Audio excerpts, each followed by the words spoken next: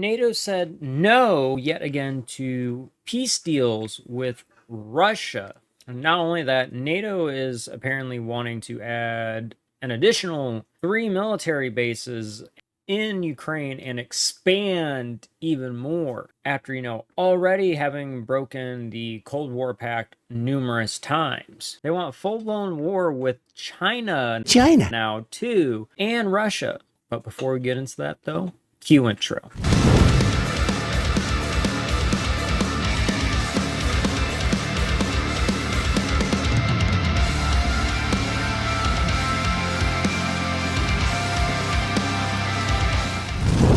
A NATO úgy akarja segíteni Ukrajnát, hogy létrehoz egy úgynevezett NATO-ukrán missziót.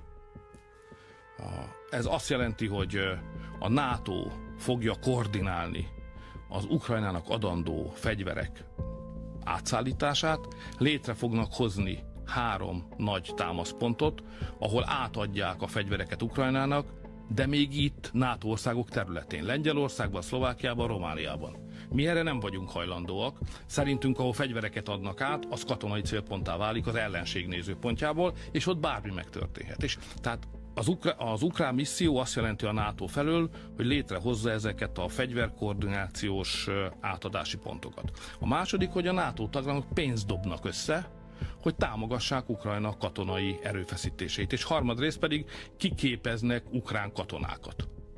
Van egy vita, hogy a saját területükön vagy Ukrajna területén, de a lényeg, hogy a frontra menő ukrán katonák kiképzésében közvetlen szerepet vállalnak. Most Magyarország ebben nem akar részt venni. Basically, as a recap, they want to push a expansion again, NATO/the US does, in Ukraine, building 3 new military bases as well too, you feel me, for weapons and everything else. Despite the fact, that they said they wouldn't move a single inch to the east after the Cold War pact, and they've denied peace talks yet again with Russia. Let's not forget that NATO also, ironically enough, had the British Prime Minister, the former British Prime Minister, Boris Johnson, go over and essentially talk Zelensky out of peace talks while, Russia and Ukraine were in the midst of signing a peace deal, or it was about to happen, according to a couple of sources apparently, and pretty reputable ones too. It would not shock us at all, you feel me? But let's just keep pushing, the biggest nuclear powers buttons, see how far we can get. It's gonna end up just fine, just completely kosher. Not only that, but there's also this. That means you got to put in place under the U.S. military, let's call it JOPS, the Joint Operations Planning Execution System. There's a thing called the tip fiddle. Well, that is the time phase introduction of troops. So tip fiddle means you got to start notifying units, okay, hey, you're going to deploy, and they get the warning, they get an alert order, and then they get a warning order, and then they get a deployment order, and then, so that takes time. Right. I know, for example, on the Gulf War, in the war that started in 2003 in Iraq, that whole process started a year out. So I have not heard any word that tip fiddle has actually been activated and that they're starting to move troops. But even if they do that, where are they going to get the troops? They don't. It's not like everybody, England's sitting there, max force, 70,000 guys. Okay? That's how many people Ukraine has lost in 2 months. Just to put it into context. Germans, similar size. Finland, Sweden. I mean, NATO's is a joke. And it's talking, its mouth is trying to cash checks that it just can't actually write. It's a losing game, you guys, and they keep pushing war despite all of that stuff that the former CIA analyst mentioned, and multiple proposed peace talks by Russia. Again, we did a YouTube video talking about that in the Tucker Carlson ex-Putin interview that we did a while back, and Is it really any bit of a surprise, you know, that there are Russian nuke subs in Florida's waters now?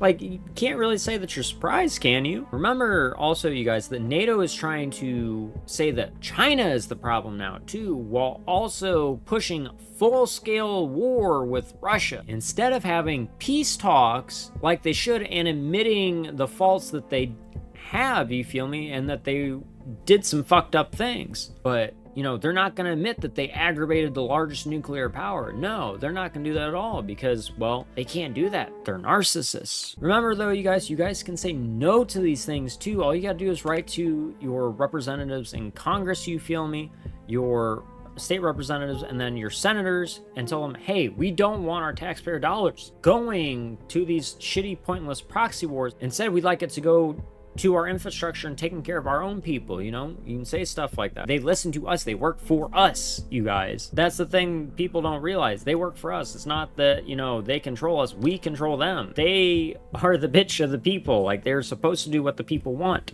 within logical reason. And you can also sit there and write to them, hey, we don't want our children being a part of this neither, man. Like, fuck that shit. We don't want our children being drafted into this stuff. You can always protest and say no, that you don't want to go or do this stuff. Like, yes, you might have to spend 5 years in prison and or, you know, have a $250K fine, you feel me? But in my mind, it's a lot better than killing a bunch of innocent civilians in general, but for no reason except for stupid proxy wars and for, you know, imperialism.